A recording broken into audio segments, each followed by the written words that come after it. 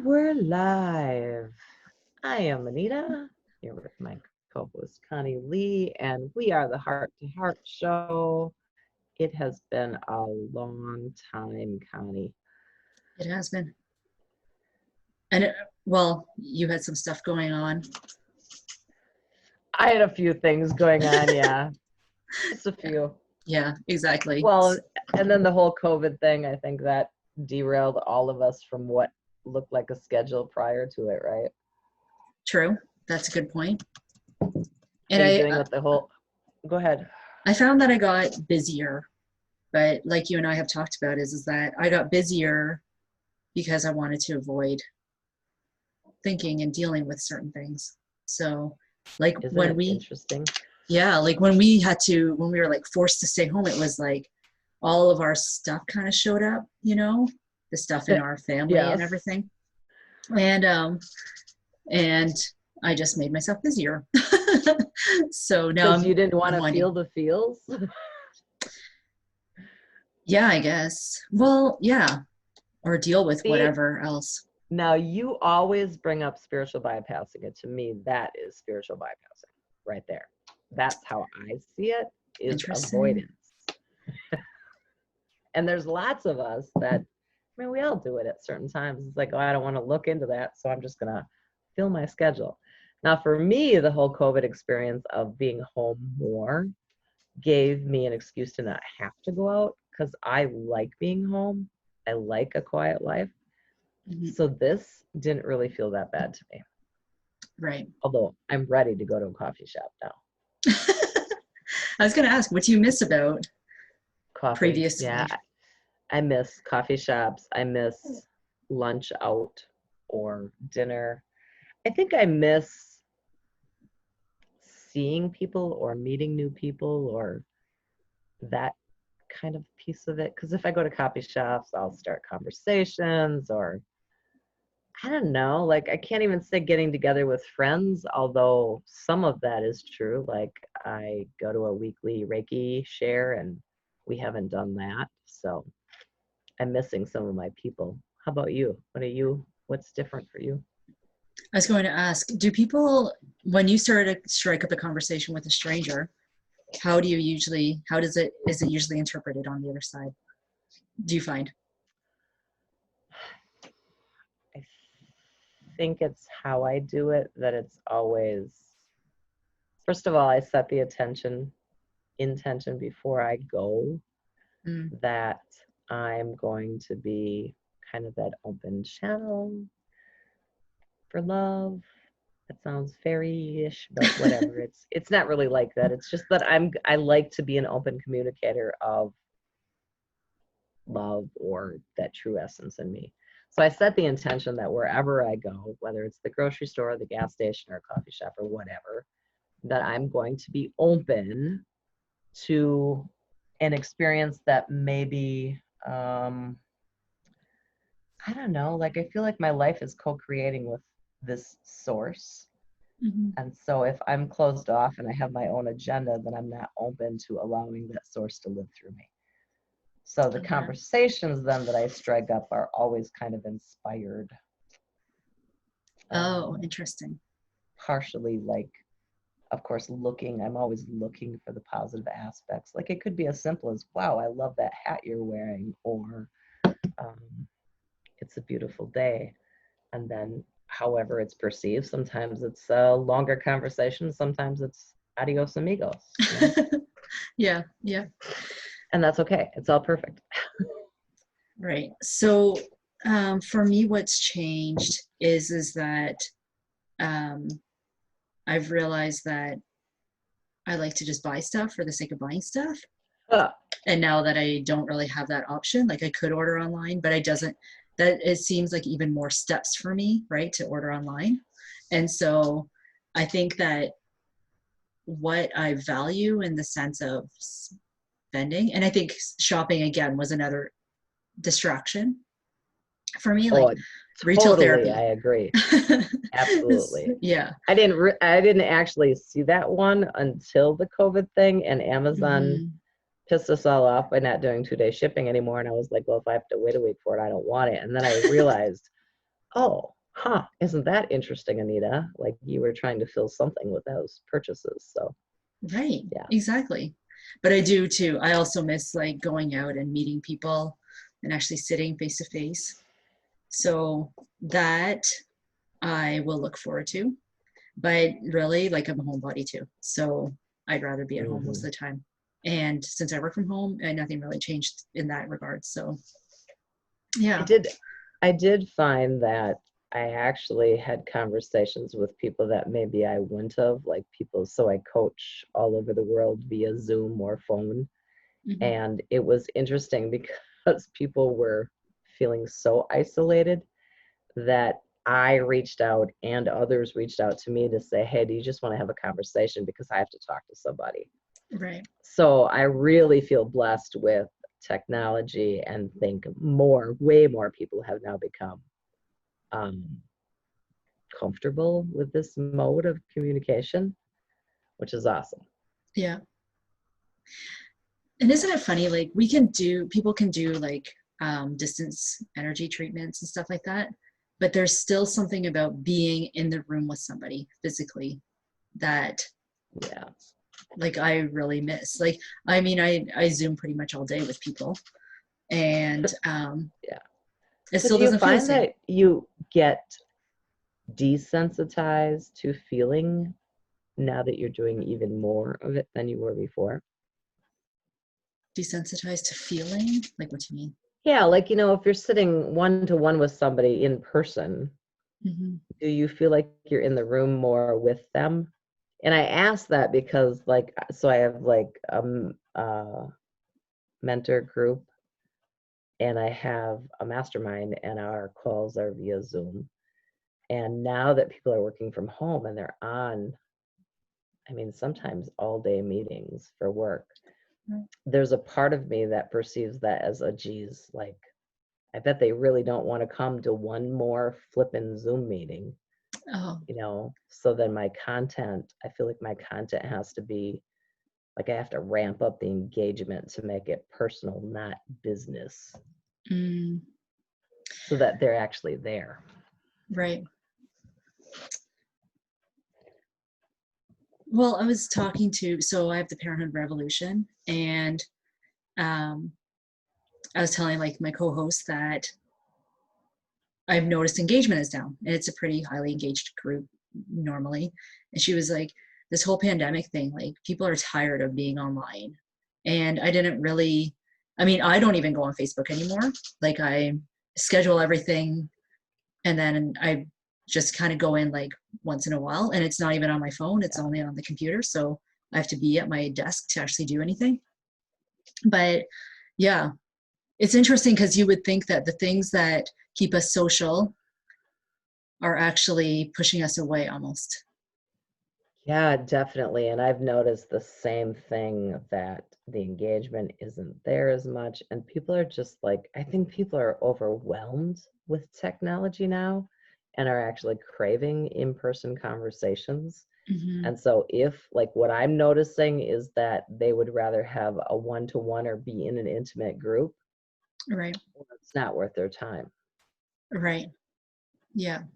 And I think like for me, I'm like you, I go in, I post my inspired post on social media, and then I'm pretty much off. It is rare that I even scroll, mostly because I just feel like it's such a waste of my time because there's so many different perspectives out there. And if I immerse myself in all these perspectives, then how the hell do I know what mine is? Right. You know what I mean? It's like you take on people's thoughts, and to me that's vibrational. So what you're thinking about, you're creating, and you're finding the match to that vibration. So I'm selective about where I'm putting my energy or what I'm putting it into. That's really interesting because so I mean, Anita and I talk regularly, probably once or twice every week, and I was talking about some of the conspiracy theories that I was, um, starting to kind of consume myself with. And it was interesting because then I started talking to one of my sisters about it. And she gave me a whole different perspective, which has totally flipped a lot of my own thinking again. And yeah, now I have to think about what you said earlier, because it's true. Like, you do start to take on other stuff, maybe not even like recognizing that you're taking on other people's stuff that's not even yours. Right. And you Right. can easily get I think, consumed. isn't that why maybe it's dawned on me that's why so many people feel lost? To me, that's what meditation is. It's to get quiet and to stop thought. If I don't stop thought, then I can't see where I am. Right. I'm mixed up in all this stuff, right? So meditation for me is important because it stops all the chatter. And then when I stop the chatter, then source is able to communicate. I'm able to hear. Not that source isn't. Source is always communicating. But if I don't shut the hell up and stop the racket, how do I hear it? But I think us busying our lives and social media and, you know, all this stuff that we were used to prior to COVID, especially, I think it was a shock for people to like get uncomfortable and sit with themselves Yes. and hear what's in there. Yeah. And face it. Yeah. I was actually having this interesting conversation with my daughter, who was yesterday, she was just in a like crappy mood. Like, anyway, so she was angry about something, and she just sat beside me and just kept like ranting and ranting and ranting. I'm like, it's okay that you're angry, but you're going to have to go move that energy somewhere else, because you screaming in my ear about it is not helpful for either of us. And it's actually just frustrating me. So go be angry somewhere else. And then when you're done, you can come back and we can talk about whatever, you know, steps forward. And then, Yeah. and then I can't even remember, she got herself a bowl of popcorn, and she was talking about how popcorn always makes her feel better. And I have this relationship with food that I emotionally eat.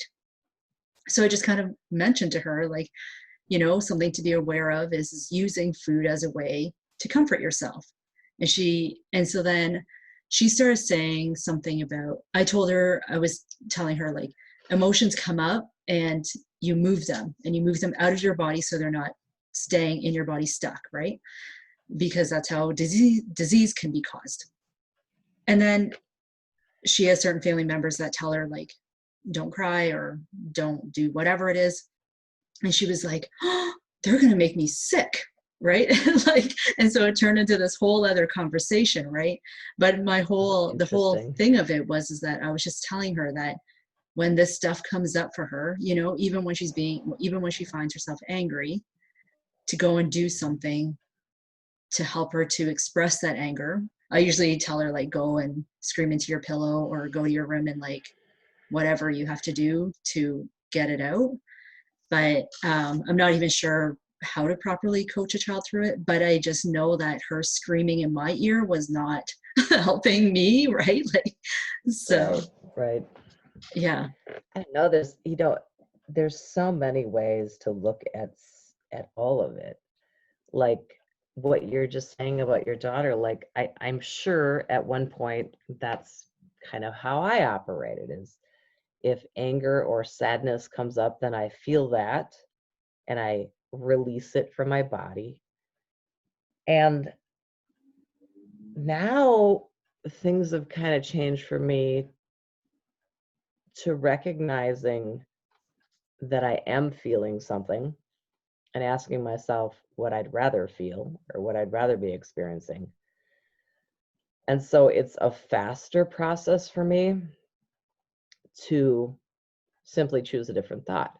This kind of goes with what you and I had started talking about earlier about your experience last night. Do you want to share that? Yeah. So I woke up at 4 this morning, and I couldn't get I couldn't get my groundings. Like, I was just like, holy shit, I don't know what day it is. And I had to really think, like, what day is it? It must be Friday, because yesterday I had this webinar, right? And I had to, like, really try hard to put these pieces together. But I remember that before that, I was in this really active dream. Like, there was a lot of chaos kind of happening in my dream. And it was almost like I just kind of came out of it and woke up. And who knows whether that's actually what happened, but whatever. So then I started going down this other rabbit hole of like, holy shit, am I having a stroke? Like I can't even get my stuff together. Or is this another migraine? Because this is usually when I start to get a migraine, I get very like confused and disoriented. And then I was like, okay, can I feel my arm? Like, I don't know if I feel my arm properly. And it, like all of these things just started coming up. It's And crazy. yeah, so then I turned on a show and I fell back to sleep. And when I woke up, I was like, oh, I really don't feel well. I must have been like really sick somehow last night. So now what happens? Is this COVID? No, it can't be COVID because I don't feel like any of those symptoms. I just don't feel well. And then then I started to like analyze every little thing. Like my stomach feels a little bit off, and that's usually a sign of a migraine. But I don't have any like of the aura of the migraine. Like it was crazy. Like it was just, and then Anita has this thing of what would you want instead, or what do you want to feel instead? And I remembered what Anita said, and I was like, okay, I want to feel well. And I started to feel better like almost instantly when I started focusing on that. But yeah, I'm not sure what you were going to say about that, but it Well, was crazy. it's just, it is crazy to me how, so in the Abraham stuff, the law of attraction stuff, it talks about how everything is energy. And this is based on me feeling energy all of my life. I've studied that, and it fits with what I've experienced, because words don't teach, experience teaches. And when I think about, so you woke up, you had this thought, and that thought created just a stream of shitty thoughts that you didn't want to feel. Yeah. But they were all kind of in the same vibration, right? And that's how the law of attraction works, is that, so you have a thought, and it's thought is vibration. And so now all the other thoughts that match that vibration are attracted to it. And so now you built up momentum because they're just coming one after the other, and you're not stopping the train until at one point, because you are doing this work and you're more aware than you used to be, more and more, right? And then it dawns on you, wait, like, what would Anita do, or whatever, right? Right. And then you immediately stop it. You find a thought that feels better, and you start to feel better, because now all the thoughts that match that vibration, which feels better, are now coming to you. And it really, life is that simple. It just is that simple, but we don't think about that. Yeah. You know, because like I said to you when you told me that story, my first thought before you told me where your train went was, oh, she was kind of having what maybe some would call an out-of-body experience, where she got more connected with the spiritual world, and then her body didn't feel comfortable, or didn't feel whatever normal, like you can't feel it. That's what they say happens. That's what I've experienced, is that separation. And I'm like, oh, that's what it was. And then I listened to you do the train, and I was like, wow, why would you choose that, Connie? Yeah, it was also 4 a.m, so I'm not really not really together at that time.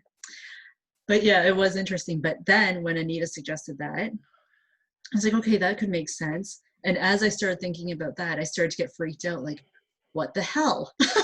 How can I be in 2 worlds at one time? And what am I going, right? Like, so. But there was excitement there as well. Like, oh, what does that look like? Yeah, exactly. I've had out of body experiences with meditation. Like I actually feel like whatever it is, like lift out of my body. Floaty. And then then I feel freaked out, and I like come back. I'm like, yeah. That's really common. So to me, I call that the zone. So it's like in between worlds. Mm-hmm. And yeah, you get, when you experience that, it like feels really good, and it gets exciting, and then you're like, wait, what? And then boom, you snap out of it. Yeah. And that's why most people don't stay there very long, is because we kind of get wigged out at this new experience that we can't explain. Oh, maybe you have an explanation for this. So sometimes when I'm meditating, I get like, I feel like I'm expanding, but I feel like maybe it's my energy body expanding or something, but I feel like I'm like the Michelin Man, like this giant balloon. And somebody said, like, call your energy back in. But I tried that, and that doesn't, but it almost hurts. Well, it hurts? Is like that what you said? It's almost uncomfortable, because I feel like I'm expanding into this huge, massive thing. And as I'm staying there, I feel like I'm huge. And I come back and I'm like, oh, I'm still the same size, right? Like, not Do you surprised, get but a feeling that goes with the expansion? um no, I would say expansion feels like, but it could be that I focus too much on the sensations in my body, because this happens like kind of regularly. So I think it's funny that someone told you to pull your energy back in, because it's actually, the way I see it, that is the opposite of what you wanted to do. But it's interesting that that's the perception. So for me, what that feels like is when I teach meditation or talk meditation or try to help other people connect with that, what I will say to do is to breathe and to take some deep breaths into your belly, which that gets us out of our head and it gets us more in the moment. And then connecting to your breath, breathing. And once you're in that state for a while, to expand your awareness to the more that you are. And that looks different. Like, people call that different things. It all means the same thing to me. So some people connect to their heart because that's where they connect to God. Or for me, I feel kind of, this is so hard to put it into words that might make sense in our world, but it's like, so we're energy, right? And so when I connect to the more, I become one with all that is. And that's what it feels like to me that you're experiencing, is that energy body. So some people might call that an aura. So you're not just this little bitty body sitting in the chair. There's your light, your vibration. And I think that's what you're accessing, is feeling that. And so, of course, you're much bigger than you think you are in your mind, right? Right. How does that fit? It's interesting. Yeah. Well, because it's interesting because it feels like my physical body is exploding. And so that's what kind of feels uncomfortable. But Mm, I'm usually in like a pretty deep meditation, but I am aware that I'm feeling this like sensation of, expansion. yeah, So just notice it now that you have maybe just hearing that will relax you, because I do think that the ego jumps in, and we have to explain everything. It's kind of like putting labels on ourselves. We call ourselves something so somebody will see us some way.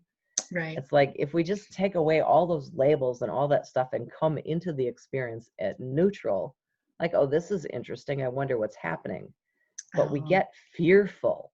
that's true. And then we have to reason in our mind, what is this? And of Right. course, when we're reasoning from ego, it's all fear, like, oh my God, like, what am I doing?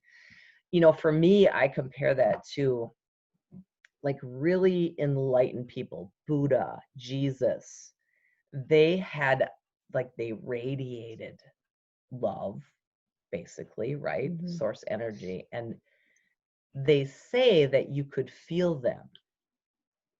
And this is true with my spiritual teachers who played in enlightenment. I could feel them walking in the room. I mean, now I'm so attuned to energy that I can feel if one of my animals walk in. I don't have to see them. I can feel. My husband has this thing where I'll be meditating and he'll come up and he'll put his hand like right here. And it's like, I know he's coming. I can feel him coming. I can't hear him coming, but I can feel him coming. He's just like, how do you know that? And I'm like, I feel you. Right. No, you didn't. Yeah, I fucking did. Stop doing your shit to me. you know? So the more in tune we get with the energy, the more we feel, Right. including the more that we are. Right. How do you feel about being distracted during meditation? Even if I have an expectation, it annoys the fuck Oh. out of me. Oh, okay. But that's me having an expectation that it should be a certain way. And so now I've really, again, it's perception, right, Connie? It's Right. like, I have a desire that my meditation time is quiet and nobody bothers me until that time's over. And now I'm playing with contrast as a part of life and not needing the conditions to be different for me to feel good. And so I love it when Brian gets up and I'm meditating and he has to blare the TV and he has to yawn a million times really loud so the neighbors can hear him, because now it's a challenge for me. Can I just go on with my meditation and not like, this is juicy? Interesting. Yeah. Interesting. But it's all the way you look at it. So, so the bottom line for me is when I get annoyed by it, that doesn't feel good. So how can I make this a game that feels better to me? Oh, interesting. That's how I like to live life. How can I make this a game? I know. I think that one of the things that shifted though last night, so I had a wicked migraine on Monday, and I haven't had a migraine in like, I don't even remember the last time I had a migraine. But yeah, usually when I get a migraine, I get the aura first, which is when I like pop some pills, and then I get the migraine. But if I pop the pills early enough, I can usually not get the pain, right? But Monday it didn't help. So as I was thinking that I was having a stroke or some other medical emergency, I was like, holy shit, I really need to focus on my health and stop, like, because truly when we have good health, we already are rich, right? Like the health is wealth is actually a thing, right? Like, and so all of the like kind of nonsense of the things I've been kind of thinking about the past couple of weeks and all of those kind of things fell away because all of a sudden my health became my priority instead of like, you know, all the thousands of other things that could be. So here's this is so, I love these conversations with you, Tony. So I've done healing work, body work, Reiki, pretty much all my life. When I was knee high to a grasshopper, I knew that if I touch people, they would feel better, right? So I've kind of studied this stuff. And what I believe about healing now is so much simpler than what I believed then. And so, like you said, well-being feels good. Well, what I know to be true now is that well-being is actually our innate. It is an innateness within us. We are well, but it's our perceptions, our thoughts, the things we're doing that tap into that and create discomfort, dis-ease, disease, right? So if we look at it as our natural state is well-being, then it's not a place to make happen. That it goes inward to me to access that and allow it. Allow my well-being to come out. So, for instance, I've had my mom passed and transitioned for 16 days. And in that 16 days, I slept and I ate very little. And so I created this pattern of sleeping for an hour. And then if I get to the point where I sleep 5 hours, I feel like I slept all night long and I'm wide awake and raring to go. That like became my pattern. So trying to reset this pattern back to something that feels better to me has been a little bit of a learning curve. And, you know, like you, I kind of went into the rabbit hole, like, oh my God, is there something more going on? Like just feeding the frustration of not being able to sleep. And then, I don't know, 2 days ago, it dawned on me, like, Anita, what do you want? Well, I want to have a restful sleep. And so then I set the intention, because it is about intentional living for me, that when my head hit the pillow in my bed, that I was going to access sleep easily and effortlessly. And guess what happened? Now, I had to believe that that was true. And I had to teach myself to let go of all the other stories I was telling myself. But in that moment, I just accessed it so easily. Then I had a sciatic nerve thing going on. And then my mind went to, oh my God, is there a tumor? You know, like we do this. Yes. Yes. But then And we I have to go the reminded myself, reverse. yeah, Sorry. I mean, and to me, this is ego. Ego comes from fear. So the cue for me is when I'm thinking a fearful thought, it does not feel good. And I remind myself that that's my ego. That is not who I really am. Who I really am is well-being. And so rather than trying to fix the sciatic nerve thing, I remind myself that I am perfect wellness. And it's so interesting to me because if I can get myself into a state of believing that, all the pain goes away. So they say that as a healer, that you can't help anyone unless you can look at that person and see them in the state of well-being. Because if you see them in the state of sickness or injury or whatever, that now remember, it's all vibrational. So now you're vibrating at the vibration of the sickness. You can't make somebody well there. You have to be in the vibration of wellness in order to create something different. That's deep. You're going to ponder that one for days. Yeah. Yeah, I'm gonna need a nap after this. Okay. Well, what's interesting is that once I did start to say, like, well-being, and I want good health, perfect health, then I instantly started feeling better, and it was like this pretty quick progression to feeling good again, right? Like I was totally convinced today that I was sick with something major, right? Right. And then you switched the thought, and then you started to feel better. And most people think, well, that's too easy. It can't be that easy. Well, but it is. So yeah, so I can prove these little things when I do them. And normally, sometimes I would argue with you that it isn't this easy. You're not even arguing with me today. I know, I'm not. Exciting for me. Well, that's because I saw it this morning and I remembered what you would always say. So, which got me out of that rabbit hole because I was convinced. I was like, I'm gonna have to cancel all my calls today because how am I gonna do anything when I'm sick? I need to get work done. Yeah. So interesting to me how, like I said, it goes back to that perspective. Like right now, there's a million views, a million opinions about how we should come away from the COVID experience. Should we get back to life as normal? Should we go slow? Like in the States here, it's like they opened shit up because the Supreme Court said, no, you can't do that. And then the health department stepped in and said, oh, yes, we can. So it was on and off. And now Facebook is filled with a million opinions, as is the news and all that. And I'm thinking to myself, why can't people just do what they want to do for themselves? Like, why are we so hell-bent on making everybody believe what we believe? Why can't we just believe what we want and let everybody else believe what they want? Why can't we do that?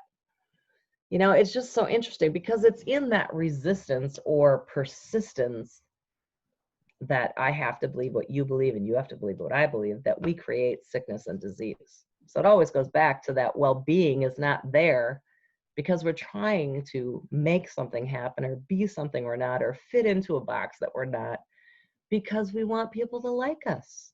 What if we just liked us? What if we didn't care? well, I think too, though, I think that where the line is drawn potentially is that if I were to do everything that I believe, like what happens when it's impeding on my human rights? So it's almost like I can see what you're saying, but what you were going to go here. I totally felt you going here before I even went where I went. Well, what about it?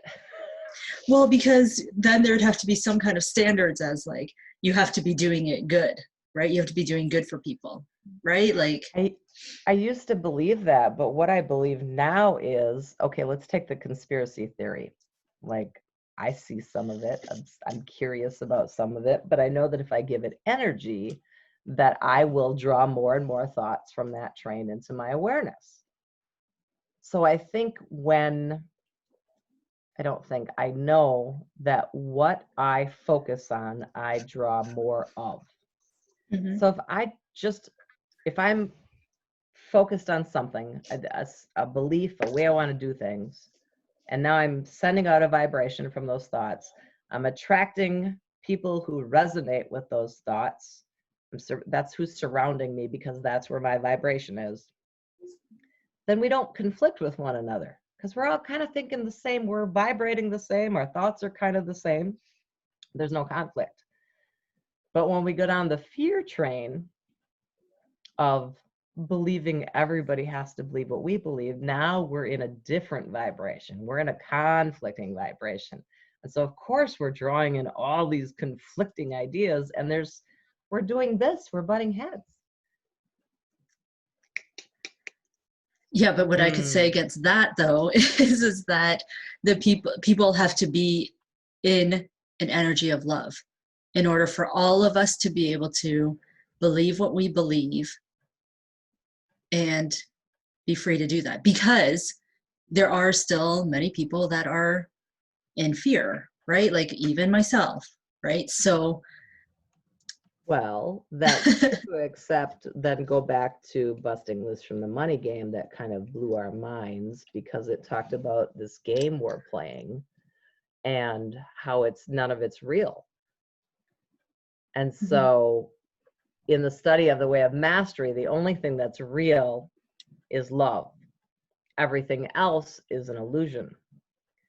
So now my mind could wrap around, well, if I believe in the conspiracy theory, of course it's real. I'm going to see it everywhere I go. If I believe in love, then I'm going to see that everywhere I go. If I believe everybody gets along, that's what I'm going to see. But the key being, I have to believe it. It's like when fear creeps in, the love gets diffused and the fear rises, right? So my work, this is the way I see it for myself. My work is I have a desire and I have a belief. And in order for that desire to manifest physically, these two have to match.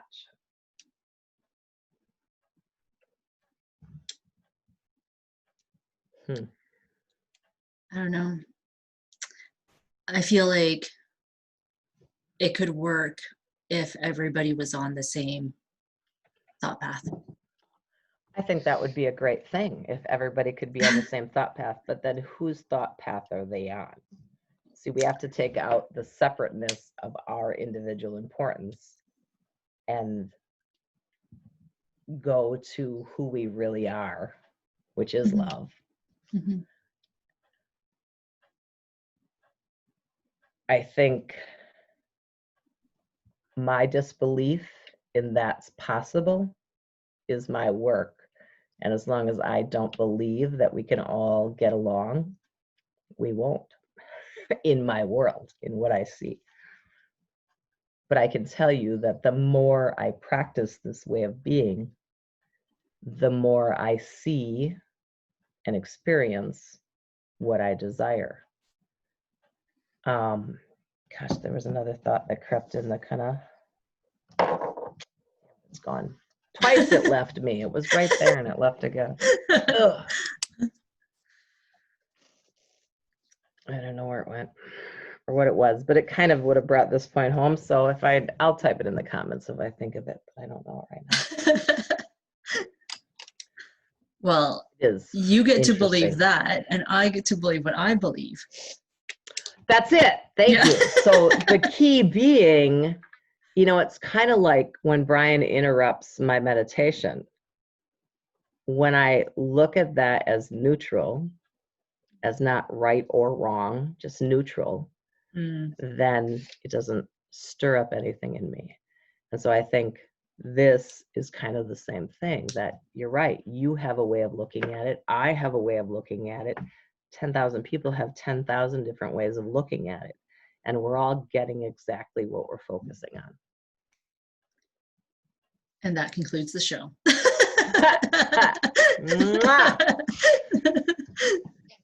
All right, thank you. Perfect place to end. Thanks for listening. Thanks for the chat, Connie. Thank you. let's put a link to the YouTube channel in the comments. So if anybody wants to go back and watch the previous shows, they can catch them there. And we're hoping to be more consistent, right, Connie? Like maybe this will be a weekly thing again. Yeah. Um, It'll be interesting too to go back to the first one and see what's changed for us since then. I don't doubt everything, because we're not who we were then. We're not even who we were when we started this show. So.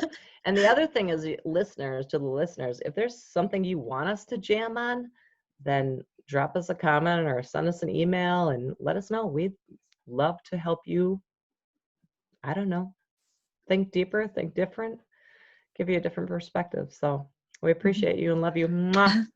Thank you.